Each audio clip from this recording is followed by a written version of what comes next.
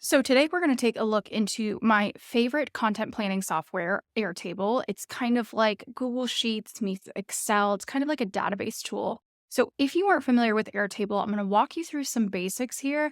Plus, if you guys want to kind of go through this with me, go ahead and head to the link in the description below and you can get access to this free template that we're about to walk through.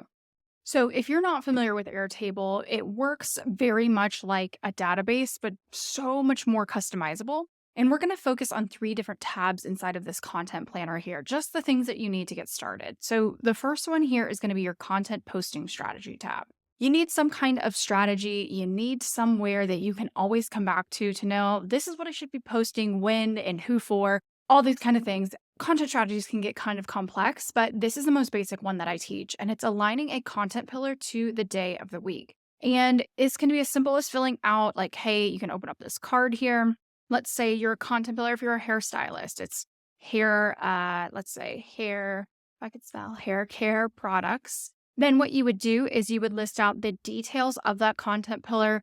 If you want to have a separate grouping of hashtags and any examples that you want. And this is set up in like a fun gallery view so that you know what you need to be posting each day of the week.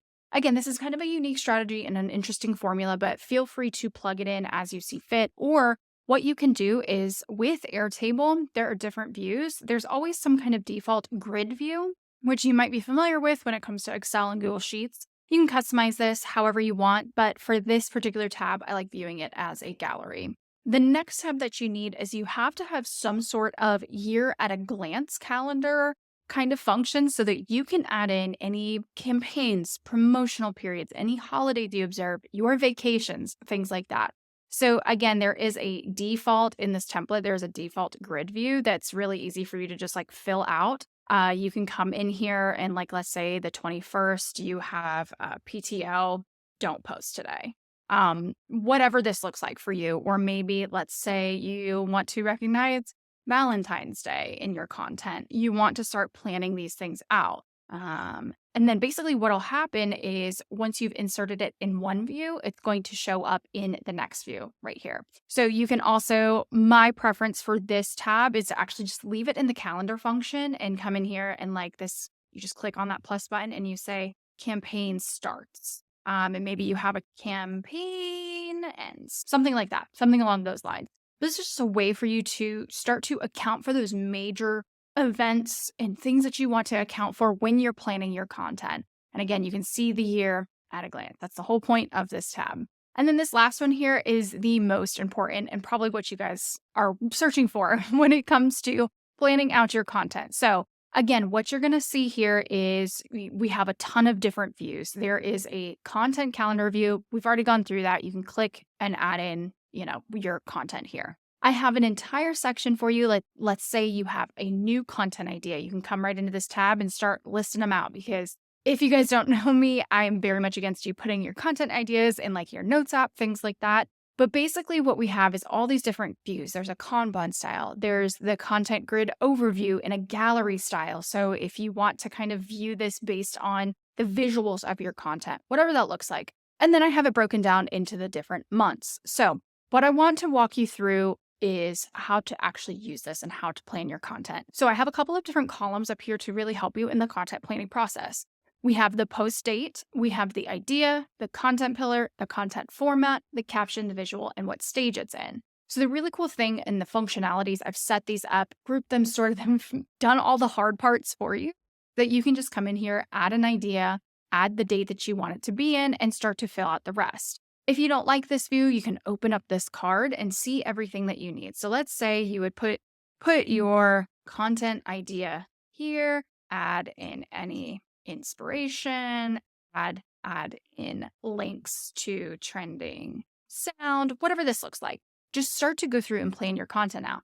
Then you would select your content pillar. And obviously this is a templated version. The way you change that, you come into edit field and you would actually write out your content pillar. You can change colors, all kinds of things. But basically this starts to get you into the process of identifying like, okay, I know I'm diversifying my content enough and it's like I'm planning out content that has, fits into my different content pillars. For here, you can write out your content format. So like say this is an Instagram carousel, repurpose on TikTok as a photo carousel. whatever platforms you show up on, just kind of give some more details here. This is where you would write out the caption, and then you can add in your hashtags, like whatever this looks like, so that you can plan things out accordingly. And then you would drop in the visual. And here's the cool part about the stage. So you can see that we're currently in the idea stage. When I switch it to now we need a caption. Let's say we didn't write the caption yet. It automatically, if you saw back here, it automatically brings it down into that next stage. And again, this is going to be reflected across all of the different views. So you can see here, we can see the whole year. This is the content overview, the entire grid, the entire year.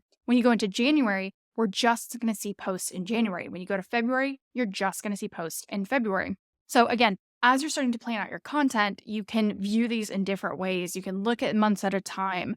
The other thing that you can do here is, let's say you post on multiple platforms. You show up on Instagram and you show up on TikTok.